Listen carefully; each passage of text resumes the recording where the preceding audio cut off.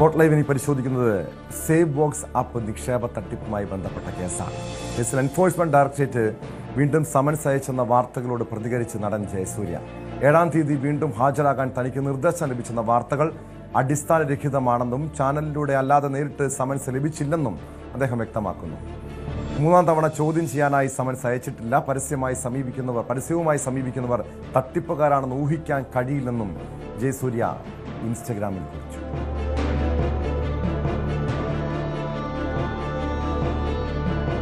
വിവരങ്ങളുമായി കൊച്ചിയിൽ നിന്ന് നവമി ദിനേശ് ചേരുന്നുണ്ട്. നവമി, ഈ സേവ് ബോക്സ് ആപ്പ് തട്ടിപ്പ് കേസ് കോടികളുടെ തട്ടിപ്പ് കേസാണ്. ഇതിൻ്റെ ബ്രാൻഡ് അംബാസഡർ അല്ലെങ്കിൽ പരസ്യത്തിൽ അഭിനയിച്ചു എന്നതാണ് ജയസൂര്യയെ സംശയനിഴലിലാക്കുന്നത്. അതിൽ പ്രധാനമായും ഇഡി സംശയിക്കുന്നത് ഈ തട്ടിപ്പ് പണത്തിൻ്റെ വിഹിതം ജയസൂര്യയ്ക്ക് കിട്ടിയെന്നാണ്. ജയസൂര്യയുടെ ഭാര്യയെയും ഈ കേസുമായി ബന്ധപ്പെട്ട് ഭാര്യയിൽ നിന്ന് വിവരങ്ങൾ തേടിയിരുന്നു. അതായത് ജയസൂര്യയുടെ സാമ്പത്തിക കാര്യങ്ങൾ നോക്കുന്നത് ഭാര്യയാണ്. അതുകൊണ്ട് അവരിൽ നിന്ന് വിവരങ്ങൾ ഇഡി തേടിയെന്നാണ് മനസ്സിലാക്കുന്നത്. ഇപ്പോൾ 3-ാം തവണ ജയസൂര്യയെ ഇഡി ചോദ്യം ചെയ്യാനായി വിളിപ്പിച്ചിട്ടുണ്ട്. അതിന് സമൻസ് അയച്ചു എന്ന രീതിയിലുള്ള വാർത്തകൾ കഴിഞ്ഞ ദിവസം പുറത്തു വന്നിരുന്നു. ആദ്യമായിട്ടാണ് ഈ കേസുമായി ബന്ധപ്പെട്ട് ജയസൂര്യയുടെ പ്രതികരണം പുറത്തു വന്നിരിക്കുന്നത്. എന്താണ് ജയസൂര്യ വ്യക്തമാക്കുന്നത്? നോക്കി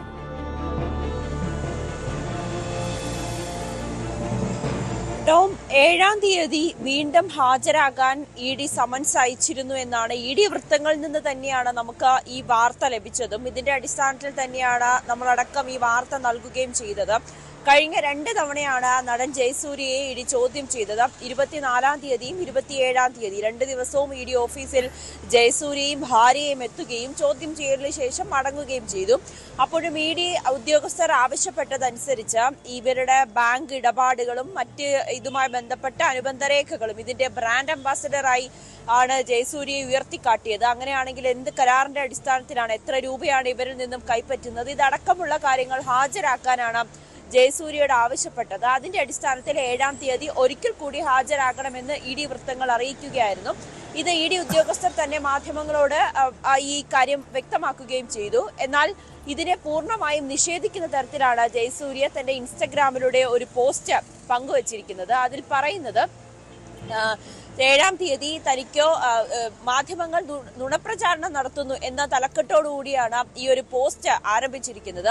ഇതിൽ പറയുന്നത് 7-ാം തീയതി തനിക്കോ തന്റെ ഭാര്യയ്ക്കോ ഹാജരാകണമെന്ന് ആവശ്യപ്പെട്ടുകൊണ്ട് ഇഡി നോട്ടീസ് അയച്ചിട്ടില്ല. കഴിഞ്ഞ 2 തവണ ചോദ്യം ചെയ്യാൻ വിളിപ്പിച്ചു. അത് കൃത്യമായി പോവുകയും ചെയ്തിരുന്നു. മാധ്യമങ്ങൾ നോട്ടീസ് അയച്ചു എന്ന് പറയുമ്പോഴാണ് തനിക്കത് അറിയുന്നത്. അല്ലാതെ ഇതുവരേക്കും നോട്ടീസ് ലഭിച്ചിട്ടുമില്ല. മാധ്യമങ്ങളുടെ നോട്ടീസ് മാത്രമാണ് തനിക്ക് ലഭിച്ചതെന്ന് പരിഹസിച്ചുകൊണ്ടുള്ള ഒരു പോസ്റ്റാണ് ജയസൂര്യ ഇട്ടിരിക്കുന്നത്. അതോടൊപ്പം തന്നെ താൻ കൃത്യമായി ടാക്സ് അടയ്ക്കുന്ന ഒരു വ്യക്തി തന്നെയാണ്. അനധികൃതമായിട്ടുള്ള ഏതെങ്കിലും തരത്തിലുള്ള ഇടപാടുകളൊന്നും തന്നെ ഇതുവരേക്കും നടത്തിയിട്ടില്ല എന്നുകൂടി ജയസൂര്യ വ്യക്തമാക്കുന്നുണ്ട്. പിന്നീട് മറ്റൊരു കാര്യം ജയസൂര്യ പറയുന്നത് ഇതുമായി ബന്ധപ്പെട്ട നടക്കുന്ന പ്രചാരണം, അതായത് മാധ്യമങ്ങൾ വലിയ രീതിയിലുള്ള വ്യാജ പ്രചാരണമാണ് നടത്തുന്നത്. ഈ ഒരു അന്വേഷണവുമായി ബന്ധപ്പെട്ട് അല്ലെങ്കിൽ ഹാജരാകണമെന്ന് ആവശ്യപ്പെട്ടു എന്ന് പറയുന്നതൊക്കെ വ്യാജമാണെന്ന് ജയസൂര്യ ആവർത്തിക്കുകയും ചെയ്യുന്നുണ്ട്. ഇനി എന്താ ഇത്തരത്തിൽ ഒരു കമ്പനി അല്ലെങ്കിൽ ഏതെങ്കിലും ഒരു പരസ്യ സ്ഥാപനം തങ്ങളെ സമീപിക്കുമ്പോൾ അവർ കള്ളന്മാരാണോ അല്ലെങ്കിൽ അവർ ഇത്തരത്തിൽ തട്ടിപ്പ് നടത്തുന്നുണ്ടോ അവരെ എന്നൊന്നും നമുക്കിപ്പോൾ പറയാൻ കഴിയില്ലല്ലോ എന്നുകൂടി ജയസൂര്യ പറയുകയും ചെയ്യുന്നുണ്ട്. എന്തായാലും ജയസൂര്യ ഈ കാര്യം നിഷേധിക്കുകയാണ്. തന്നെ 7-ാം തീയതി ചോദ്യം ചെയ്യാൻ വിളിപ്പിച്ചിട്ടില്ല എന്ന്. പക്ഷേ ഇഡി വൃത്തങ്ങളിൽ നിന്ന് തന്നെയാണ് ഈ വിവരം ലഭിക്കുകയും ചെയ്തിരുന്നത്. 1 കോടി രൂപയാണ് ജയസൂര്യയുടെയും ഭാര്യയുടെയും അക്കൗണ്ടിലേക്ക് ഈ സ്ഥാപനത്തിൽ നിന്നും ലഭിച്ചിരിക്കുന്നത്. അത് സൂചിപ്പിക്കുന്നത് പോലെ മാധ്യമങ്ങൾ എന്ത് നുണപ്രചരണമാണ് നടത്തുന്നതെന്ന് ജയസൂര്യ തന്നെ വ്യക്തമാക്കണം. കാരണം നമ്മൾ റിപ്പോർട്ട് ചെയ്ത വാർത്ത ഇതാണ്. ജയസൂര്യയെ ചോദ്യം ചെയ്തു, ജയസൂര്യയുടെ ഭാര്യയിൽ നിന്നും മൊഴിയെടുത്തു.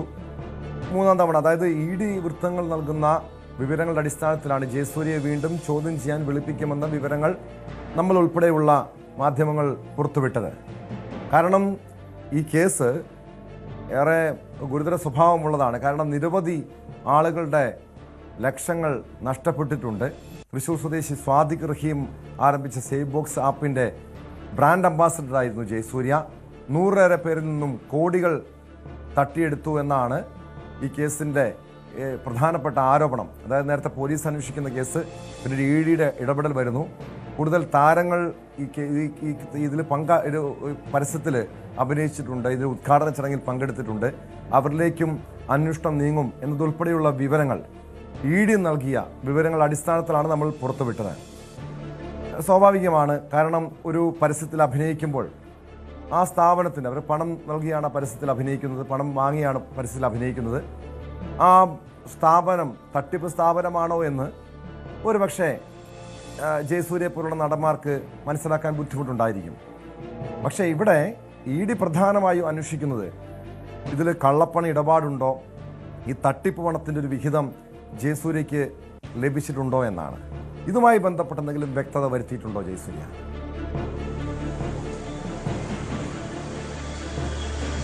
അത്തരത്തിലുള്ള ഒരു കാര്യവും അല്ലെങ്കിൽ ഈ കേസുമായി ബന്ധപ്പെട്ട മറ്റ് വിശദീകരണങ്ങളൊന്നും തന്നെ ജയസൂര്യ നൽകിയിട്ടില്ല. പക്ഷേ നമ്മൾ ED വൃത്തങ്ങളിൽ നിന്ന് മനസ്സിലാകുന്നതനുസരിച്ച് ജയസൂര്യ EDക്ക് നൽകിയ മൊഴി അനുസരിച്ച് തനിക്ക് ഇനിയും പണം ലഭിക്കാനുണ്ട്. ഈ പരസ്യ ചിത്രത്തിൽ അഭിനയിച്ചതിന്, അതായത് ബ്രാൻഡ് അംബാസഡറായി വരുന്നതിന് തന്നെ ധാരണ പ്രകാരം ഉള്ള തുക ഇപ്പോഴും തനിക്ക് ലഭിക്കാനുണ്ട് എന്നാണ് ജയസൂര്യ പറയുന്നത്. ED കണ്ടെത്തിയിരിക്കുന്നത് 1 കോടി രൂപയാണ് ജയസൂര്യയുടെയും ഭാര്യയുടെ അക്കൗണ്ടിലേക്കായിട്ട് എത്തിയിരിക്കുന്നത്. പക്ഷെ ജയസൂര്യ പറയുന്നത് അതിൽ കൂടുതലുണ്ട്, അങ്ങനെയായിരുന്നു കരാറ്, അതിൽ ഇനിയും ബാക്കി തുക ലഭിക്കാനുണ്ട്. മറ്റു തരത്തിലുള്ള അല്ലെങ്കിൽ ഈ ഒരു തട്ടിപ്പുമായി ബന്ധപ്പെട്ട് തനിക്ക് യാതൊരുവിധ പങ്കുമില്ല, താൻ ഇത്തരത്തിലുള്ള തട്ടിപ്പിനെ കുറിച്ച് അറിഞ്ഞിരുന്നില്ല. ഒരു സിനിമാ നടൻ എന്ന നിലയിൽ നമുക്കറിയാം, സാധാരണ സിനിമാ നടന്മാരും നടിമാരും ഒക്കെയാണ് ഇത്തരത്തിലോരോ സ്ഥാപനങ്ങളുടെയും ഓരോന്നിൻ്റെയൊക്കെ ബ്രാൻഡ് അംബാസഡറായി വരുന്നത്. അത്തരത്തിൽ മാത്രമാണ് താനും ഈ ബ്രാൻഡ് അംബാസഡർ ആയത്. ഈ സാദിഖ് സിനിമയുമായി ബന്ധപ്പെട്ട് നിൽക്കുന്ന ആളാണ്, ജയസൂര്യയുടെ ഒരു സുഹൃത്തു കൂടിയാണ്. ആ രീതിയിലേക്ക് മാത്രമാണ് ഇതിന്റെ ബ്രാൻഡ് അംബാസഡറായി താൻ വന്നതും ധാരണയിൽ ഒപ്പിട്ടതും. അതിനപ്പുറത്തേക്ക് ഈ ഇടപാടുമായി ബന്ധപ്പെട്ട കള്ളപ്പണ ഇടപാടിനെ കുറിച്ച് ഒന്നും തന്നെ തനിക്ക് അറിയില്ല എന്നാണ് ജയസൂര്യയുടെ വിശദീകരണം. ED എന്തായാലും ഇത് പൂർണ്ണമായും വിശ്വാസത്തിൽ എടുത്തിട്ടില്ല.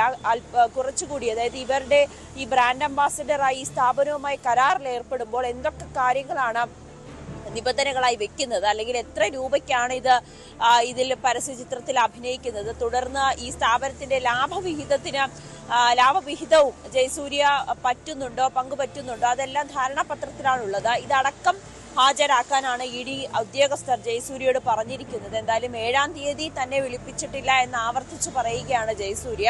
ഇനി ED ഉദ്യോഗസ്ഥർ ഇനി അടുത്ത നീക്കം എന്താണെന്ന് നമുക്ക് വൈകാതെ അറിയാൻ കഴിയും കേട്ടോ. തീർച്ചയായും നവമി, ഈ കേസിൽ ജയസൂര്യയ്ക്ക് മാത്രമല്ല കൂടുതൽ താരങ്ങൾക്ക് ഇതിൽ പങ്കുണ്ടോ എന്ന് ED പരിശോധിക്കുന്നുണ്ട്. അങ്ങനെയെങ്കിൽ ജയസൂര്യയെ കൂടാതെ കൂടുതൽ പേരിലേക്ക് അന്വേഷണം എത്തുമോ? കൂടുതൽ പേരെ ചോദ്യം ചെയ്യാൻ വിളിപ്പിക്കുമോ?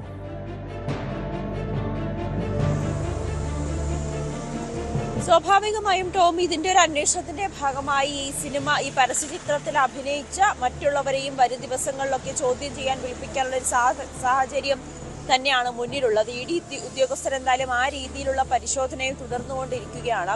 പ്രധാനമായും ഈ സാദിഖ് എന്ന് പറയുന്ന ഈ സ്ഥാപനത്തിന്റെ ഉടമ, അയാളുമായി ബന്ധപ്പെട്ട് നിൽക്കുന്ന അല്ലെങ്കിൽ അയാൾ സാമ്പത്തിക ഇടപാട് നടത്തിയവരിലേക്കാണ് അന്വേഷണം നടക്കുന്നത്. ആ ഒരു അന്വേഷണമാണ് ബ്രാൻഡ് അംബാസഡറായ ജയസൂര്യയിലേക്കും എത്തി നിൽക്കുന്നത്. ജയസൂര്യയുടെ അക്കൗണ്ടിലേക്കും പണം വന്നതായി ED ഉദ്യോഗസ്ഥർ കണ്ടെത്തിയിട്ടുണ്ട്. ഇതിൽ കള്ളപ്പണ ഇടപാട് നടന്നിട്ടുണ്ടോ, അല്ലെങ്കിൽ ജയസൂര്യയും ഈ തട്ടിപ്പിന്റെ തുക തന്നെയാണോ, തട്ടിപ്പില് ലഭിച്ച പണം തന്നെയാണോ ജയസൂര്യയും കൈപ്പറ്റിയത് എന്നതാണ് EDയുടെ ഇപ്പോഴത്തെ അന്വേഷണം. എന്തായാലും കൂടുതൽ ഈ പരസ്യചിത്രങ്ങളിൽ അഭിനയിച്ച അല്ലെങ്കിൽ സാദിഖുമായി ബന്ധപ്പെട്ട് നിൽക്കുന്ന സിനിമാ താരങ്ങളെ അടക്കം വരും ദിവസങ്ങളിലും ചോദ്യം ചെയ്തേക്കാം. EDയുടെ നീക്കവും ആ രീതിയിൽ തന്നെയാണ്.